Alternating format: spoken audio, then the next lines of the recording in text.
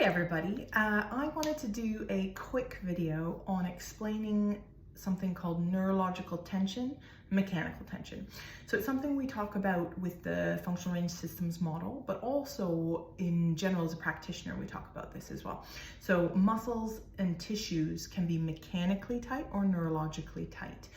Mechanically tight means that there is actually some tension, or we use the word adhesion, but it's actually not correct. There's not actual adhesions, but there is some density in the tissue or some tissue tightness, but it's not the entire muscle. It's like parts of it. So if you feel like, say you tore a muscle, that would be mechanical tearing of the muscle. But also we find people would say knots in muscles and things like that. If you find them, those are mechanical tissue, and stretching those and doing cars and doing some trigger point work or even massage can actually be helpful. That is all passive, but really the best way is actually to be actively moving them, but they will help, right?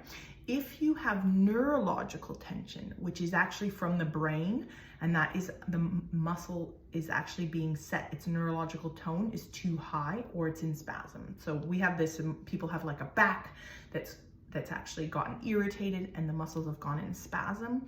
And what happens then is you'll feel the whole muscle is like tight and tense.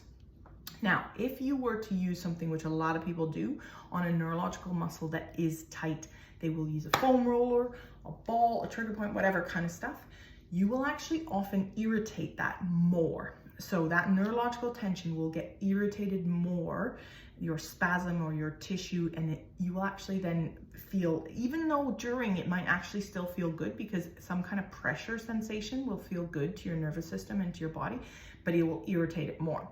So what can you do about these two different types of tension? Mechanical tension we can release with functional range release. We can release with pails and rails, so stretching and active isometrics at end range, trying to get that tissue to release. We can do cars, we can do all these things to try and actually release that mechanical tension. With neurological tension, the best thing you can do is do something called isometric ramping. That's where we use something like a ball, or if you don't have a ball, you can use your finger, etc. in tissue. So if I was gonna do say my bicep was neurologically tight, like I had hurt it and it's really protective in spasm, I could take that finger and stick it into that muscle, and then what I would do is I would take that tissue and try to contract just that tissue so I can spit out my finger. So I hold that for 10-15 seconds. Once I've done that, we take a breath and relax that out, keeping the pressure into that tissue. What will happen is that your finger or ball or whatever you're using will sink further. We do a few rounds. We tense, try to contract that tissue as you're holding. Good.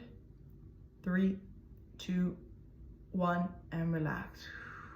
Now, if you take that ball in there, I can then contract that and hold, and then actually release that. And what this does, it will calm down that neurologically tight muscle. This is by far better than actually taking something and releasing and smashing, massage, any kind of a gut Theragun or anything like that. So if you tell the difference between the two types of tension, mechanical tension, you can self-treat, use stretching, use massage, use any of that kind of stuff.